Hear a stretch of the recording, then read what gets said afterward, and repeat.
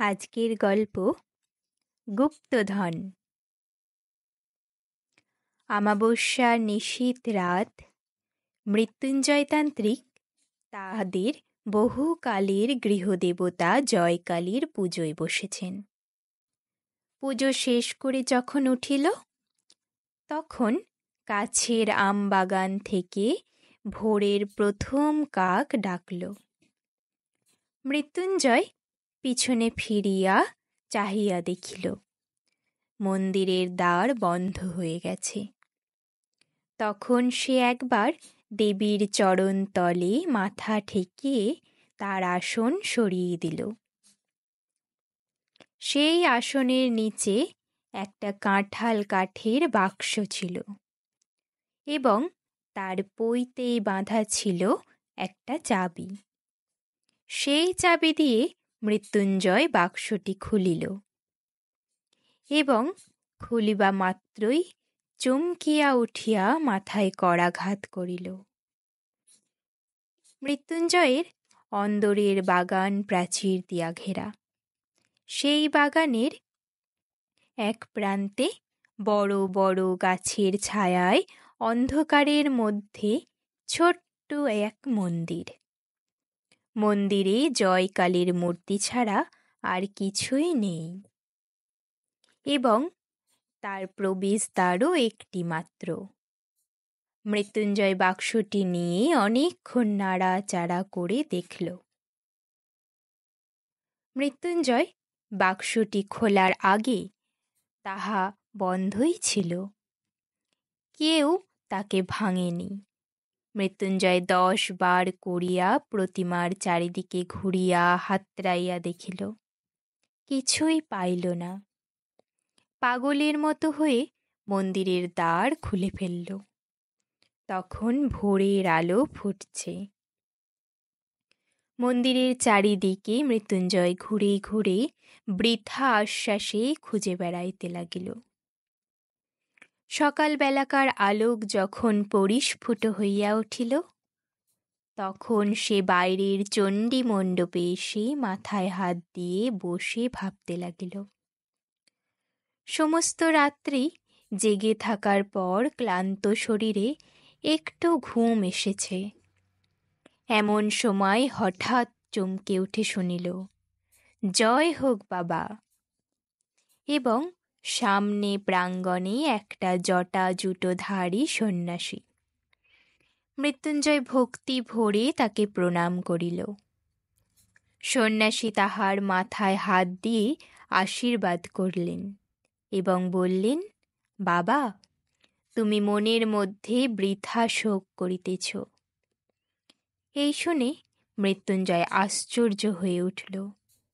বলল, আপনি অন্তর্যামী, নইলে আমার শোক আপনি কি করে বুঝলেন? আমি তো কাউকে কিচ্ছু বলি নাই। সন্ন্যাসী বলিলেন, বৎস, আমি বলিতেছি, তোমার যাহা হারাইয়াছে সেজন্য তুমি আনন্দ করো, শোক করিও না। মৃত্যুঞ্জয় তার 2 পা জড়িয়ে ধরে বলল, আপনি তবে তো সমস্তই জানেন, কেমন করে হারিয়েছি, কোথায় গেলে ফিরে পাব, তাহা না বলিলে আমি আপনার চরণ কিছুতেই ছাড়িব না। সন্ন্যাসী বললেন, আমি যদি তোমার অমঙ্গল কামনা করতাম তবে ঠিক বলতাম, কিন্তু ভগবতী দয়া করিয়া যাহা হরণ করিয়াছেন সেজন্য শোক করো না। মৃত্যুঞ্জয় সন্ন্যাসীকে প্রসঙ্গ করবার জন্য সমস্ত দিন বিবিধ উপচারে তাহার সেবা করিল। পরদিন প্রত্যুষে নিজের গোহাল হইতে লোটা ভরে সফেন দুগ্ধ দুহিয়া লইয়া আসিয়া দেখিল, সন্ন্যাসী নাই। মৃত্যুঞ্জয় তখন শিশু ছিল। যখন তাহার পিতামহ হরিহর একদিন এই চণ্ডী মণ্ডপে বসে তামাক খাইতেছিল, ঠিক এমন করিয়াই একটি সন্ন্যাসী জয় হোক বাবা বলিয়া ওই প্রাঙ্গণেই এসে দাঁড়িয়েছিলেন।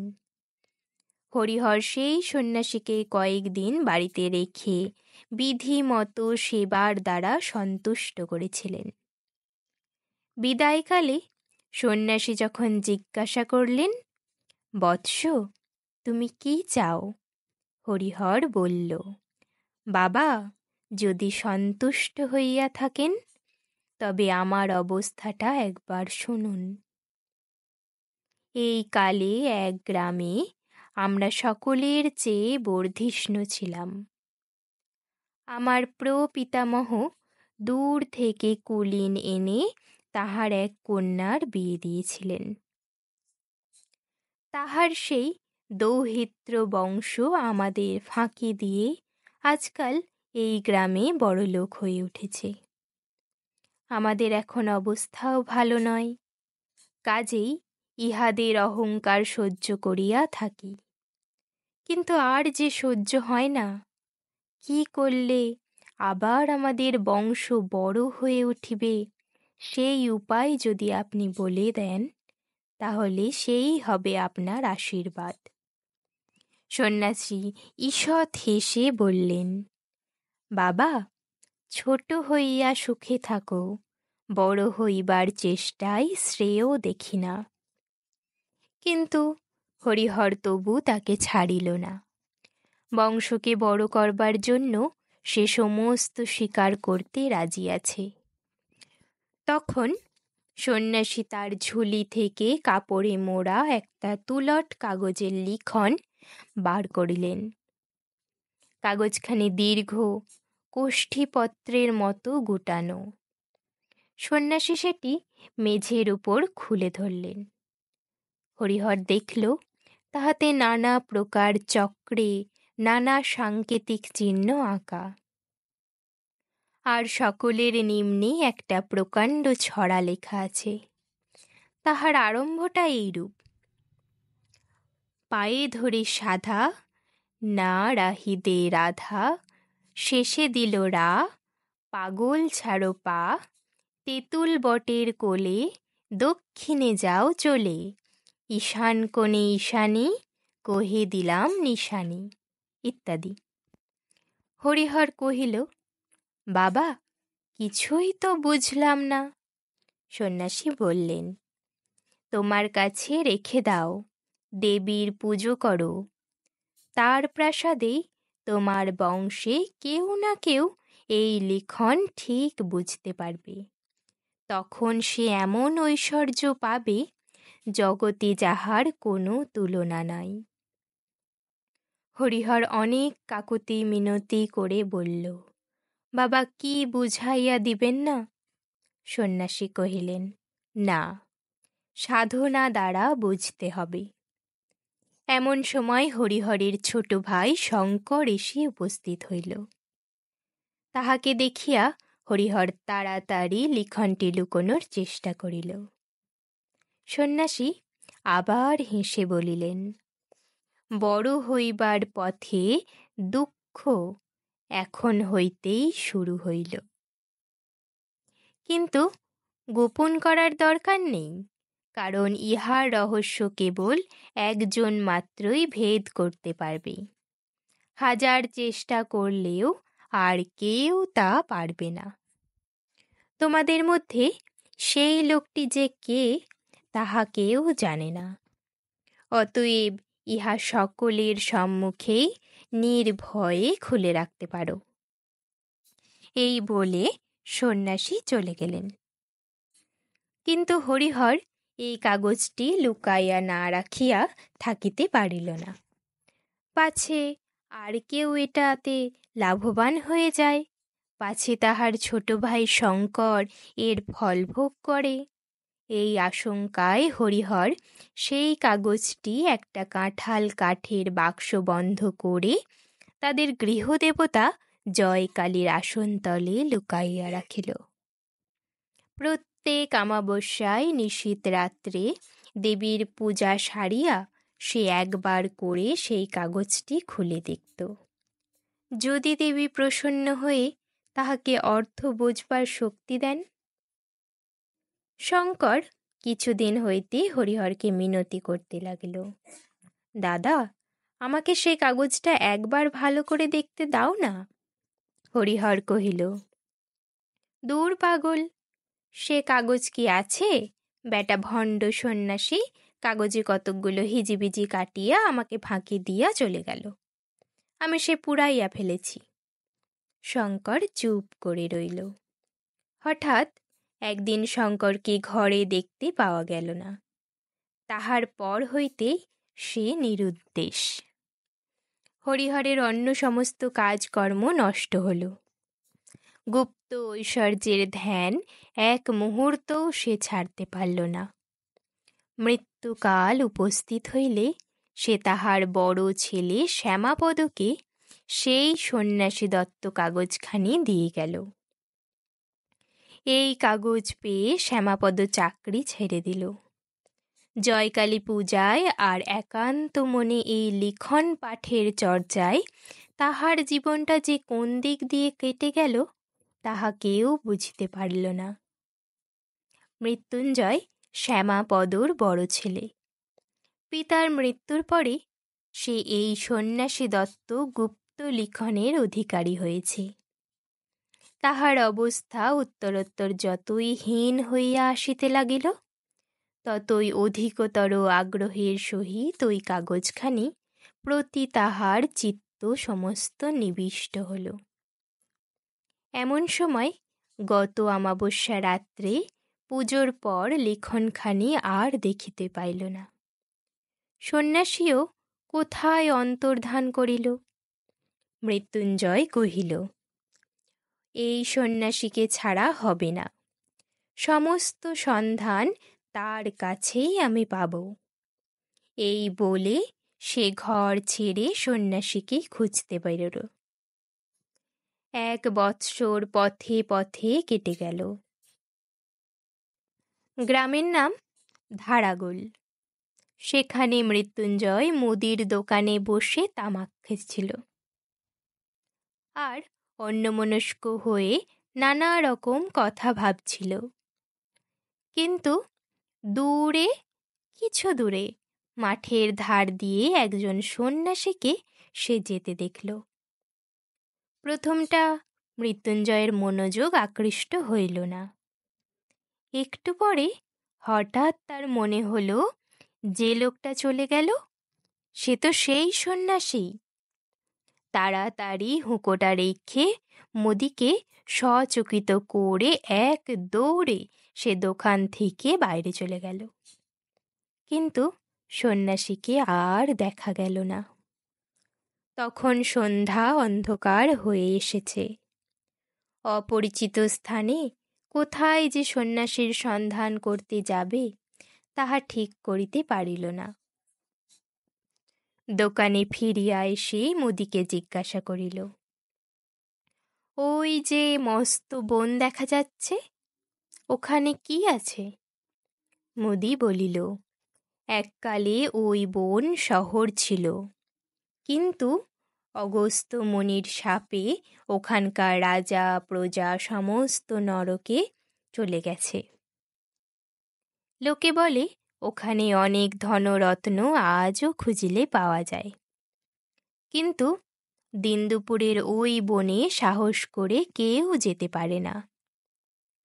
যে গেছে সে আর ফেরে নাই। মৃত্যুঞ্জয়ের মন চঞ্চল হয়ে উঠল। সমস্ত রাত্রি মুদির দোকানে মাদুরের উপর পড়ে মশার জ্বালায় সর্বাঙ্গ চাপড়াইতে লাগিল। আর ওই বনের কথা, সন্ন্যাসীর কথা, সেই হারানো লিখনের কথা ভাবতে থাকল। বারবার পরে সেই লিখনটি মৃত্যুঞ্জয়ের প্রায় কণ্ঠস্থ হইয়াই গিয়েছিল। তাই এই অনিদ্রাবস্থায় কেবলই তার মাথায় সেটাই ঘুরতে লাগল। পায়ে ধরে সাধা, রা নাহি দেয় রাধা, শেষে দিল রা, পাগল ছাড়ো পা। মাথা গরম হয়ে গেল। কোনো মতেই এই কটা ছত্র সে মনে হতে দূর করিতে পারিল না।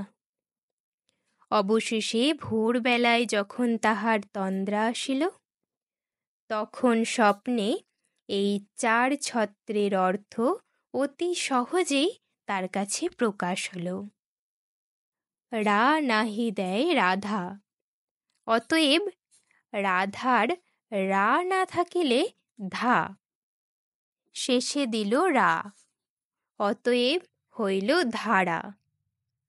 পাগল ছাড়ো পা, পাগলের পা ছাড়িলে গোল, বাকি রইল, অতএব সমস্ত মিলিয়ে হইল ধারাগোল। এই জায়গাটার নাম তো ধারাগোলই বটে। স্বপ্ন ভেঙে মৃত্যুঞ্জয় লাফিয়ে উঠল। সমস্ত দিন বনের মধ্যে ফিরে সন্ধেবেলা বহু কষ্টে পথ খুঁজে অনাহারে মৃতপ্রায় অবস্থায় মৃত্যুঞ্জয় গ্রামে ফিরল। পরদিন চাদরে চিরে বাঁধিয়া পুনর্বার সে বনের মধ্যে যাত্রা করিল। অপরাহ্নে একটা দিঘির ধারে আসিয়া উপস্থিত হইল। দিঘির মাঝখানটা পরিষ্কার জল, আর পাড়ের গায়ে গায়ে চারিদিকে পদ্ম আর কুমুদের বন। পাথরে বাঁধানো ঘাট ভেঙে সেখানেই পড়ে আছে। সেইখানে জলে চিরে ভিজিয়ে খাইয়া দিঘির চারিদিক প্রদক্ষিণ করিয়া দেখিতে লাগল মৃত্যুঞ্জয়।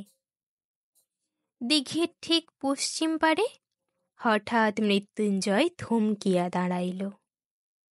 দেখল একটা তেঁতুল গাছকে বেষ্টন করে প্রকাণ্ড একটা বটগাছ উঠেছে।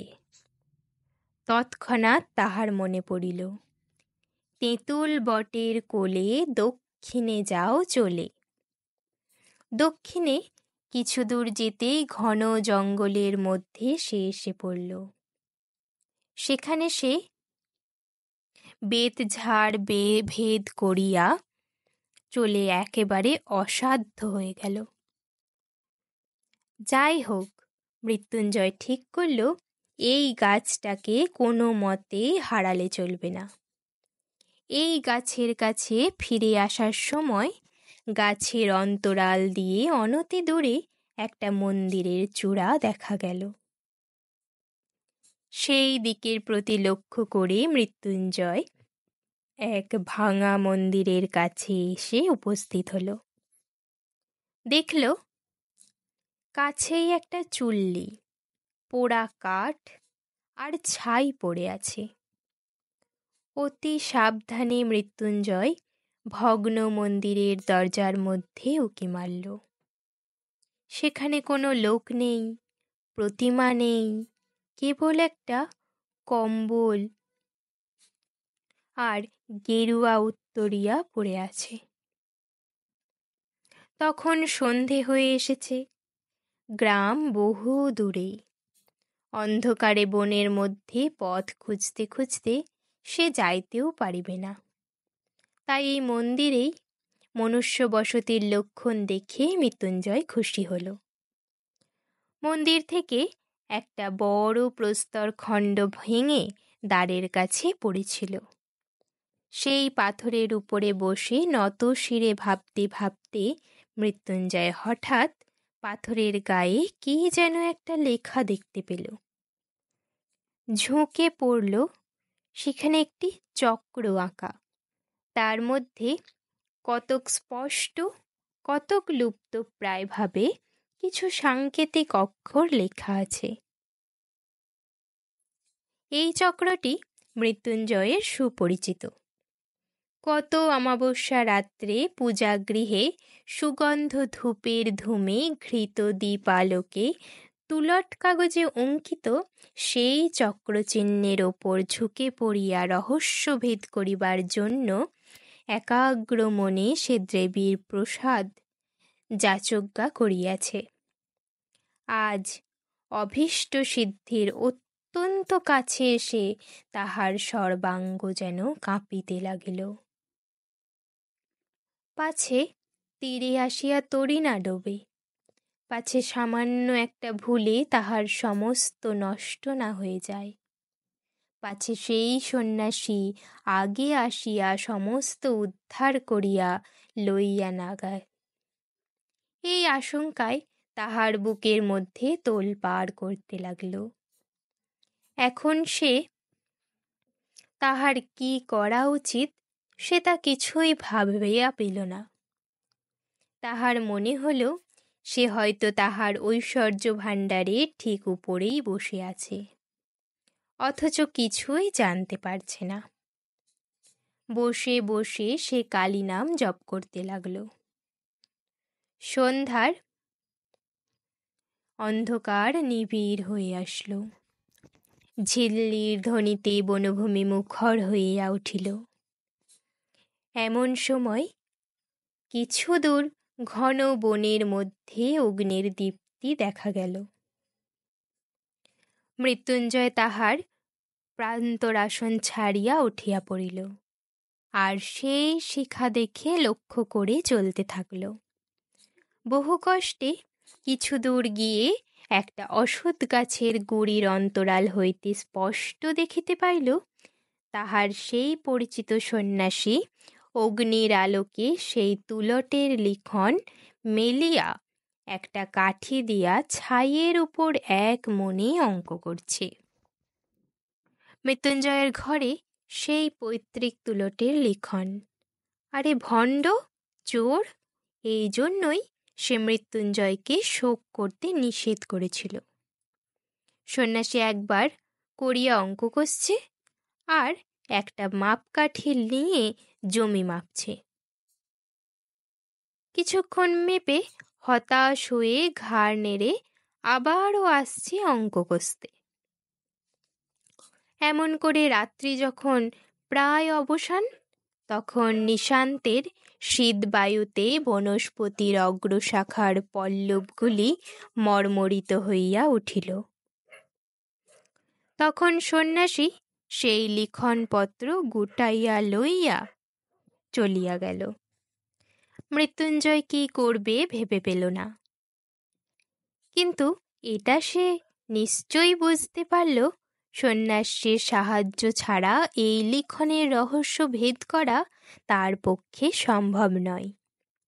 লুব্ধ সন্ন্যাসী যে মৃত্যুঞ্জয়কে সাহায্য করবে না এটাও নিশ্চিত। অতএব গোপনে সন্ন্যাসীর প্রতি দৃষ্টি রাখা ছাড়া অন্য উপায় কিচ্ছু নাই। কিন্তু দিনের বেলায় গ্রামে না গেলে তার খাবারও আর জুটবে না। অতএব অন্তত কাল সকালে একবার গ্রামে যাওয়া আবশ্যক।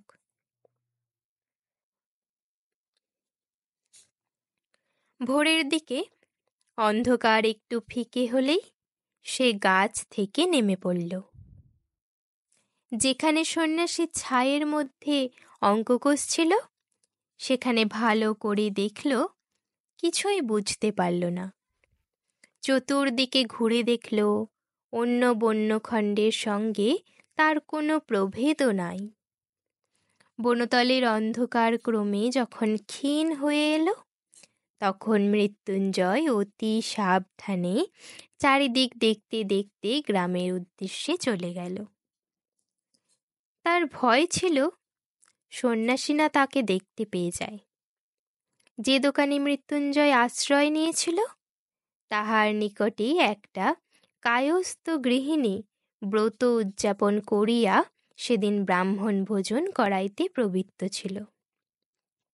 সেইখানে আজ মৃত্যুঞ্জয়ের আহার জুটে গেল।